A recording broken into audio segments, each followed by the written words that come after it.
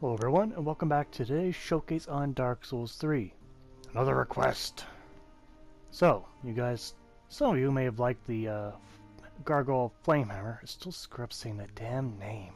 Oh! Keep wanting to switch the Flame and Hammer for some reason, but anyway. Let's look at the spear next. What could possibly be different? Well, it's a very long spear, classified as a great lance. But anyway, the Gargoyle Flame Spear, it takes the very same idea as the hammer, but makes it very pointy instead. More for jabbing than clubbing your opponent to death, though I think you do that too with this weapon, if you use it in real life. The description of this weapon reads, a stone torch spear wielded by gargoyles of the profane capital. A profane flame which never goes out imbues weapons of fire attack. In the skills, the Kindled Charge. Hold the spear at waist and charge at a foe and use the momentum to transition to a fiery strong attack. So no flamethrowers this time around. Unfortunately, no very lewd descriptions on how the flamethrower works. Seems like it's more of a hybrid with the plain old spear charge. That's unfortunate. I was kind of looking forward to, you know, another flamethrower on a spear. That'd been awesome. But simply not the case this time around. Anyhow, looking at the weapon, well, it's a spear that's always on fire, but not nearly as much fire as the hammer. You only got it pretty much more enclosed in that little gap between the handle and the spear point itself. Mind you, I couldn't really get this all in one picture, but it's quite long. I figured either get it zoomed in the middle or zoom out to get all of it. But you'll see the whole length of it during animation and performance. It is plenty long. I can guarantee that. Going on to the stats for the Gargoyle Flame Spear, we can see we get an average amount of physical, with low average bonus damage, but oh well. We also have that flame damage added. And with not very much bonus damage added with that either. But combined, they make for a pretty good combo. It's above 200 damage starting off. The attribute bonus is E for Strength, D for Dexterity, and 2 E's for Intelligence and Faith. Not that great. And going for attribute requirements, you need 15 Strength, 18 Dexterity, and 9 again for both Faith and Intelligence, similar to the, you know, the Flame Hammer. The Kindled Charge special move takes 13 to start and then 15 for follow-up. And the weight of the weapon is 9.5. I'm not surprised by the weight of this weapon. It seems to be the correct weight, where the Gargoyle's Flame Hammer was a bit underweight. But oh well. Still fairly light for what you get out of it. Hopefully that fire damage is just as good as the other hammer, because that was pretty damn good. For the animations, this small giant spear, well, the basic attack is a plain old spear poke. Power attack is the heavy spear poke. All the spears. The spears are just the most boring category of weapons. The two-handed is the two-handed heavy poke. And two-handed power attack, well, is the very heavy spear thrust, which in the end is a poke. Then you have the spear charge, and you can see it is different. And the sprint attack is the rapid spear poke. Going to upgrade this weapon also takes Titanite shards, surprisingly. Probably some other things that are similar, but we can see the true bonus for strength goes immediately to D. Actually, everything goes to D. D's everywhere. D's. Anyway, moving on from that, you can see we get a bonus upgrade for both categories, which in truth means a good upgrade overall. And we can see that going through. Yes, so everything remains at D. All D's. However, given this weapon's unique affliction to fire, it cannot be infused in any particular gem. But oh well. How well does this weapon perform in field though?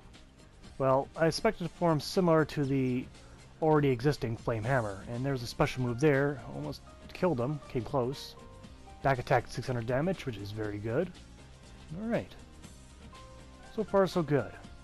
Now I no doubt you have to poke through 2 enemies easily. But how well does it go through his shield now? Let's find out.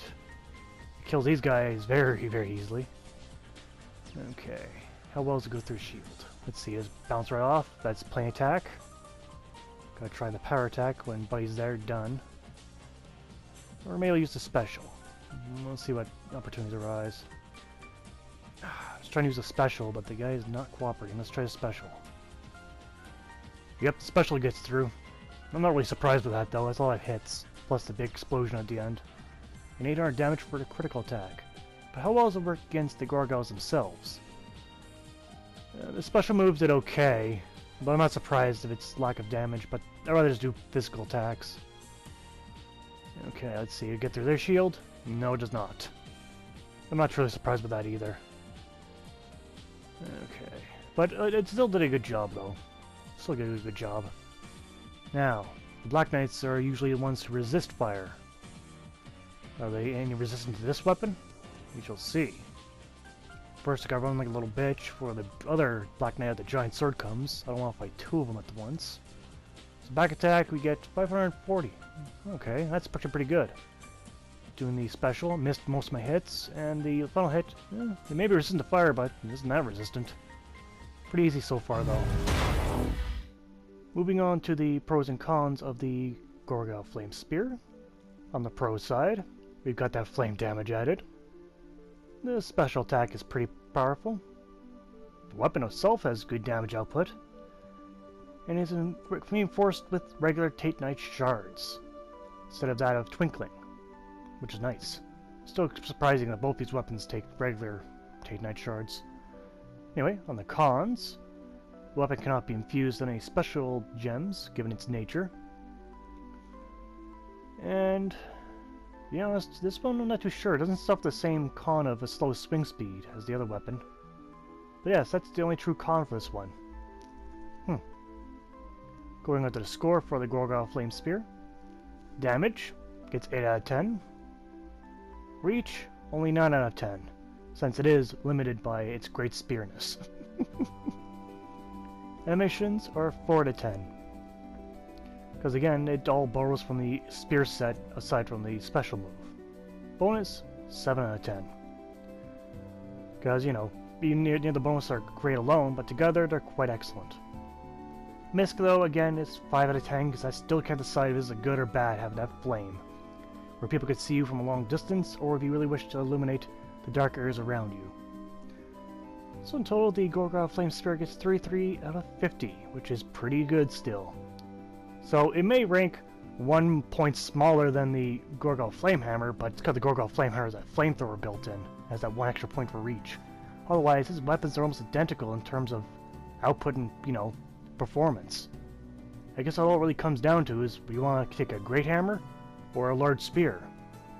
Swing slower, but a better special, or you want to jab faster with a quicker or less powerful, quicker special? It's all up to you at that point. So which weapon is better? The Flame Hammer or the Flame Spear? Well, I really couldn't tell you. It'll take a lot closer observation of these two weapons that I have time for. But in essence, they're both excellent. They're both worth their time. And clearly, they're very powerful. And they're also pretty useful and easy to upgrade. So in all, they're both great. Just choose what you like better. But that's been showcased for today. I thank you for watching and I see you guys next time. Take care out there.